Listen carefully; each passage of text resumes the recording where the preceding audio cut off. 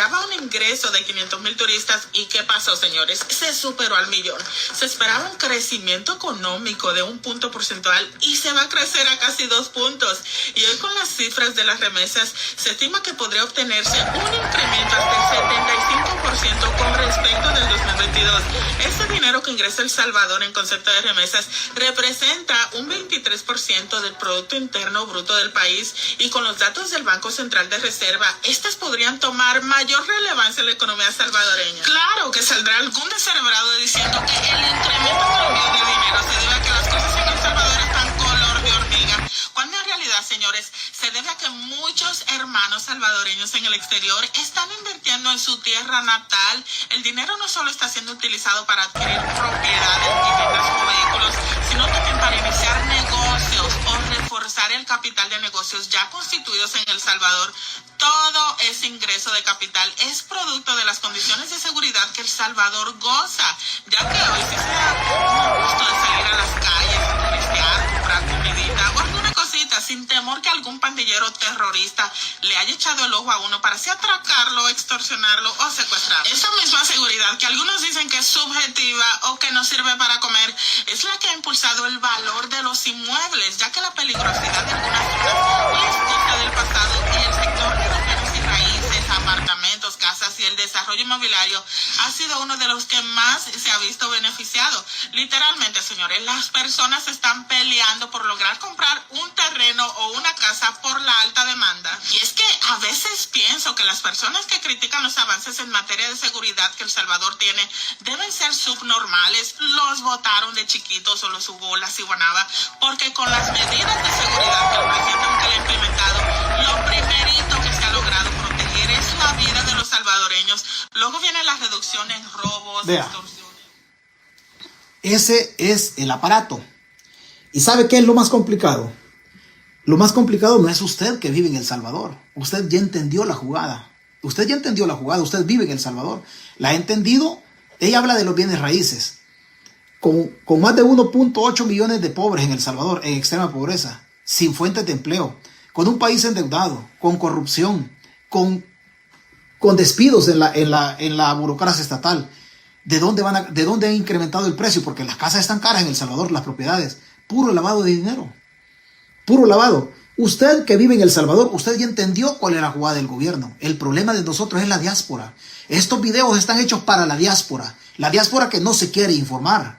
La diáspora que no se quiere informar. La diáspora que va de paseo a El Salvador, pero se va a los lugares bonitos porque topa la tarjeta de crédito acá. Señores, nosotros vivimos en Estados Unidos y no nos engañemos. No nos engañemos, no nos demos paja. O sea, aquí uno de una manera u otra va saliendo más o menos al día con los gastos en virtud del sacrificio laboral que se hace. Pero estos videos son para la diáspora, honestamente. El problema de nosotros va a ser la diáspora. Ese es el problema de nosotros, electoralmente hablando. Electoralmente hablando. Porque la conciencia de la diáspora es casi nula. Casi nula. Con todos los adefesios, los errores políticos de Bukele, la diáspora no entiende nada. Y el voto electrónico viene en camino y es una especie de fraude electoral. Ahí tenemos el problema enorme. Ahí tenemos el problema enorme. Es fácil decir, oh, mire, pero es que esta mujer no tiene razón. Sí, pero es que ellos transmiten para la diáspora.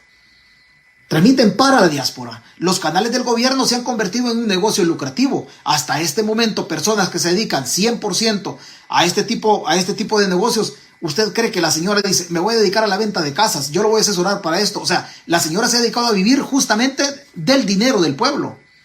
Del dinero del pueblo. Manipulando la mente. Todo lo que la señora ha dicho, usted que me escucha, sabe que es falso, absolutamente falso. Todo lo que ha dicho es falso.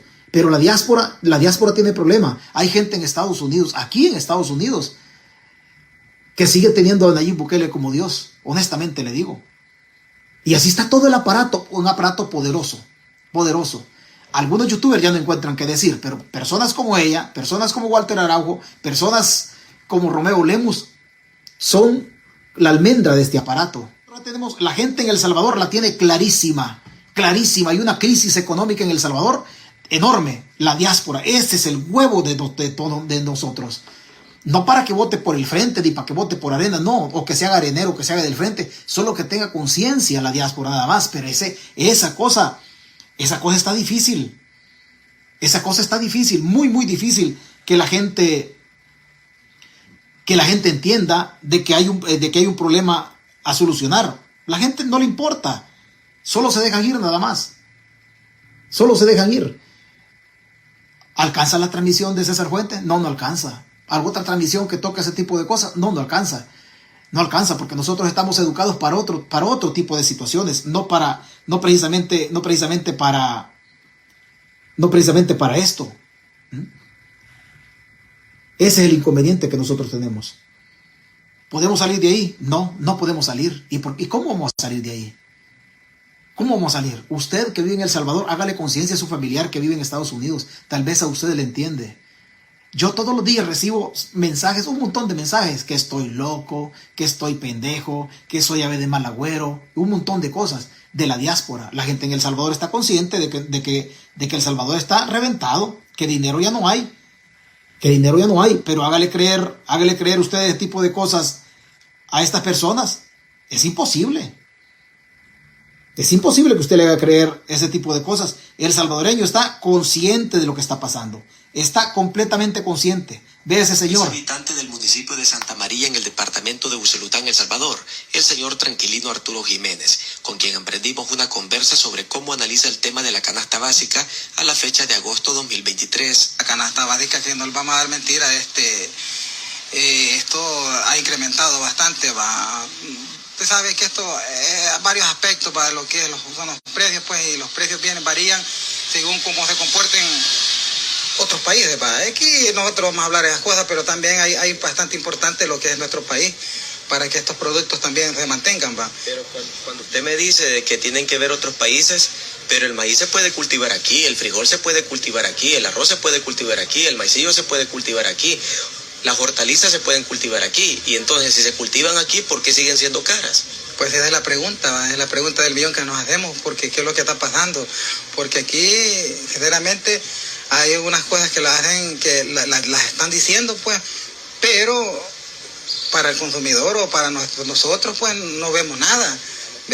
Como les digo, algunas cosas se ven bonitos como lo describen en los periódicos, ahí se ve bonito, pero en la realidad es otra cosa. La situación no es favorable para las mayorías populares, sin embargo se aferran a Dios para poder sobrevivir y salir adelante. De lo contrario, sin la ayuda del Creador, el ser humano es mucho más vulnerable. Eso es lo que se pregunta uno, y uno, pues, por no meterse uno en lleno, pues uno, claro, se mantiene hasta ahí comprando las cosas como están. ¿Y qué dice su familia sobre eso? Pues no, claro, no estamos sintiendo el bombazo, pues, porque le voy a poner un ejemplo bien claro, pues, vaya bien. A mí me gustan los frijolitos, pues, vaya. Y sinceramente, todos los frijoles están a unos 50, pues, 2 libras por $3, pues.